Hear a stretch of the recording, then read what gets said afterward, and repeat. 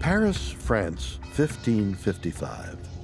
Astrologer and physician Michel de Nostradamus publishes a volume of 4-line poems called Quatrains.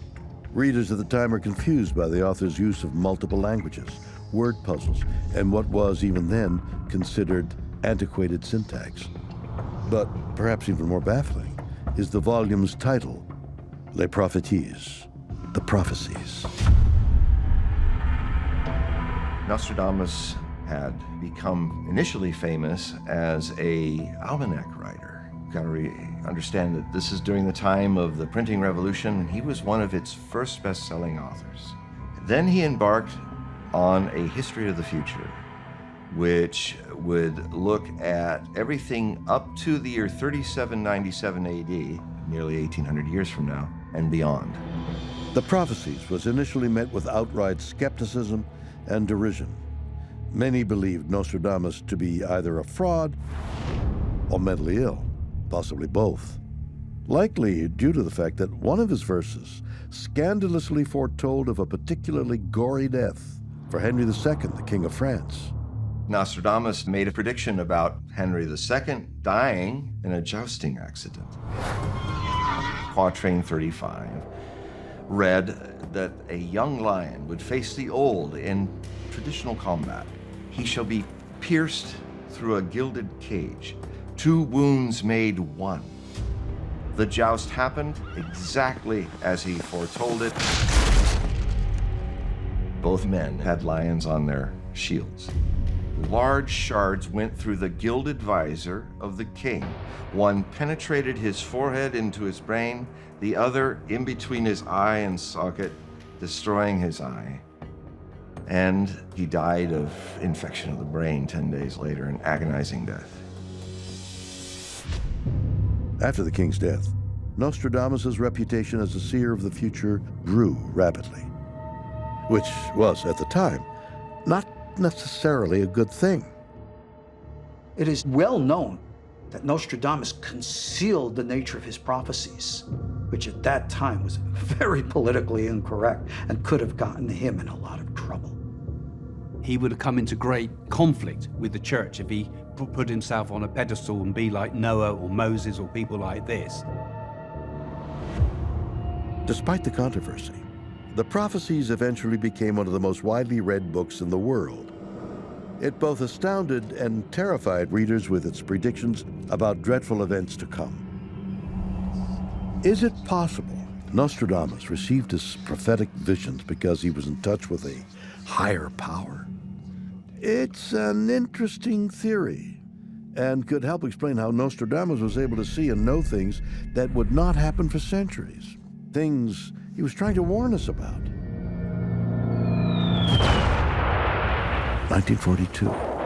With World War II wreaking havoc throughout Europe and the Pacific, it wasn't only the latest news from the front lines making headlines, but also Nostradamus and his prophecy centering on the rise of a man named Hister.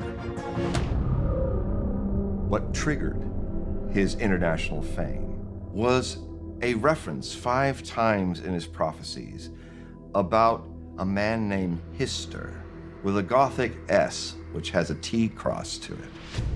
Another push, push, nudge, nudge, perhaps, in his work. Hister is the ancient name of the river Danube. Adolf Hitler grew up on the river Danube.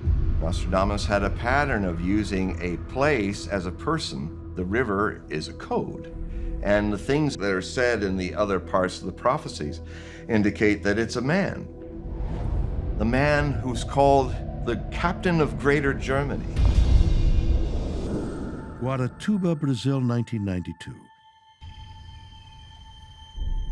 In this coastal town located 300 miles southwest of Sao Paulo, 19 children have mysteriously gone missing, vanished without a trace.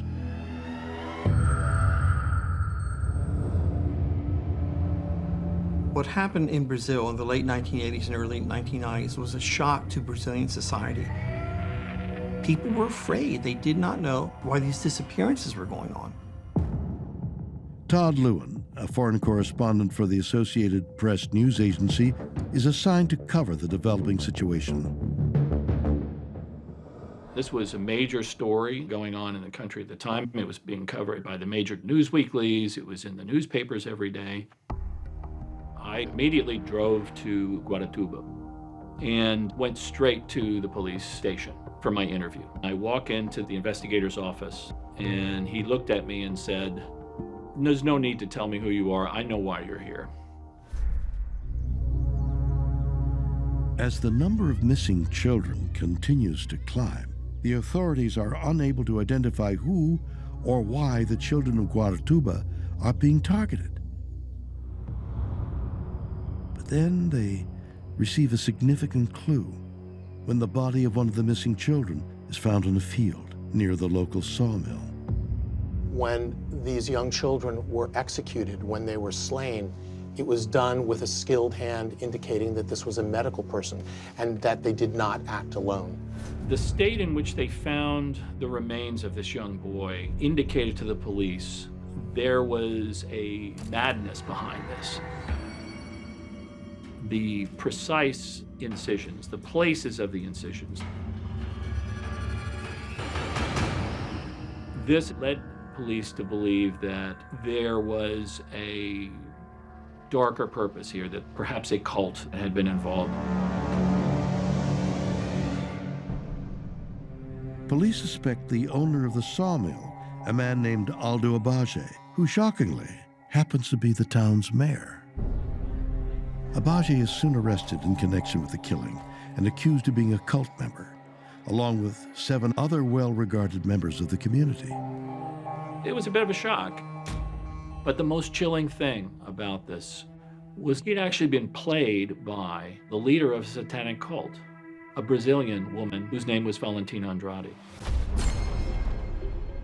Valentina de Andrade was this almost mystical occult leader who merged religion and UFOs and espoused the belief that Jesus Christ was an alien. On the surface, Valentina Andrade cut the figure of a sweet, genteel kindergarten teacher, complete with a pretty smile. And it turned out that she was actually the ringleader behind a cult called the Superior Universal Light. Another part of her belief system was convincing her followers that all boys who were born after the year of 1981 were evil and were to be murdered. You have to wonder, how could experienced politicians be taken in by Valentina Andrade? Was it because she had done such a good job presenting herself as a woman of love and family? She would lure people into her religion and convince them that they had to sacrifice young children in order to gain and maintain their power and their level within the religion. Federal investigators were stunned when they realized that this cult had 2,000 members, not just from within Brazil, but from around the world. Of the 19 children that the members of the cult were accused of abducting, 6 were found dead, their remains badly mutilated. The rest were never found. Valentina was ultimately arrested and accused of coercing her followers by promising them good fortune if they agreed to commit the murders. When the case went to trial, the mayor and his accomplices were found guilty, but not Valentina. Unlike Charles Manson, she was able to convince a jury that she shouldn't be held responsible because she wasn't even there. Her alibi was that she was not at the scene of the crime for these killings. It was almost too horrific to consider that a woman with this matronly appearance could be leading such a vicious, barbaric group. And I think that's why she was not convicted, and then she was able to slip away from justice. Sebastopol, California, June 25th, 2015. Cognitive neuroscientist Julia Mossbridge settles into bed after a long day. It's a night's sleep that begins like any other, until she experiences a strange and disturbing dream. This dream was horrible. I was taken to someplace in the Middle East, I didn't know where. I met this man. He shows up sometimes in my dreams. He's like a guide. And there was this outdoor building. It was mosque-like in that it was built out of stone, and there were breezeways. It was in the middle of the day, people are praying. In the confusing fog of her dream, Julia pieces together an unsettling picture. It seems that her guide is desperately trying to warn her of something that is going to happen, something dire. And he's showing me this event. There was rubble because there was a terrorist explosion when people were praying. And he showed me this writing. It was Arabic. And there was the letters for I and S. And I knew that stood for Islamic State.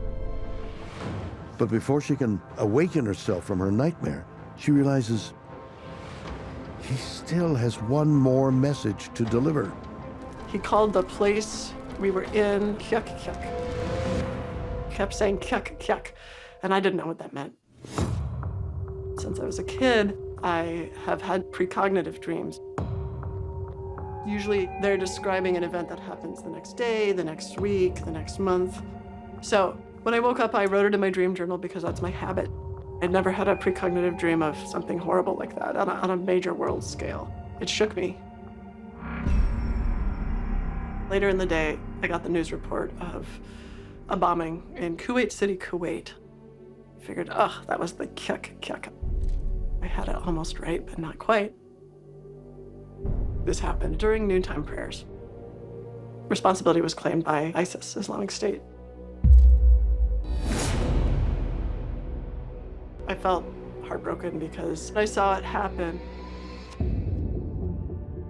Dreams have long been known to reflect the dreamer's subconscious mind. Desires, anxieties, long-forgotten memories, all bubbling to the surface. But precognitive dreams? Is it really possible that dreams, like the ones we have every night, can actually predict the future? When we take a person who's dreaming and put him in a brain scan machine, we begin to realize something very interesting. Blood flow to the front of the brain is turned off for the most part. Second, blood flow goes to the emotional part of the brain, and you start to have nightmares. You start to have fears. You imagine the future or have a premonition. Dreams are important because it allows us to articulate the fears and premonitions that we have in the unconscious mind, and then we're able to evaluate it with the conscious mind. As unbelievable as it may have seemed to her scientific mind, Julia firmly believed she had seen the future before it happened. Having been in this position before and regretting not doing anything about it, Julia wasn't going to let this same thing happen again. In fall of 2017, I had another one of these world stage type dreams that felt precognitive and that did not feel good. There was a cruise ship, and there were these cartoon sort of creatures on the cruise ship. I thought, oh no, Disney. And then after that, it was a bridge structure. It was this arching, it was actually quite beautiful, this arching bridge structure. And the concern in the dream was that's where the explosion would happen.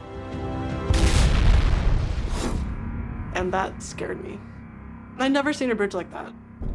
So I Googled the shape of the bridge, and the first thing that shows up is the Coronado Bridge in San Diego. And I remembered that I'd promised myself that I was gonna go to authorities even if I felt stupid. I was detailed to the FBI's Joint Terrorism Task Force in San Diego, California. Julia contacted somebody within NCIS, and my boss got word of it and said, hey, just look into this. I knew very little, if anything, about precog.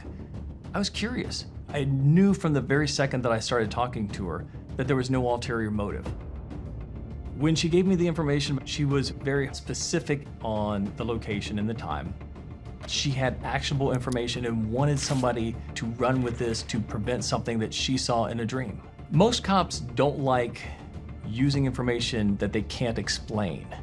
And precog is something that is unexplainable. But if this is something that would actually work, why not give it a try?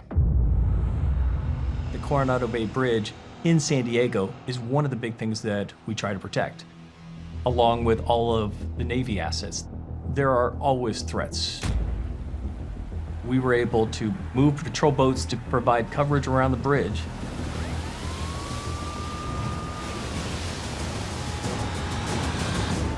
And nothing happened.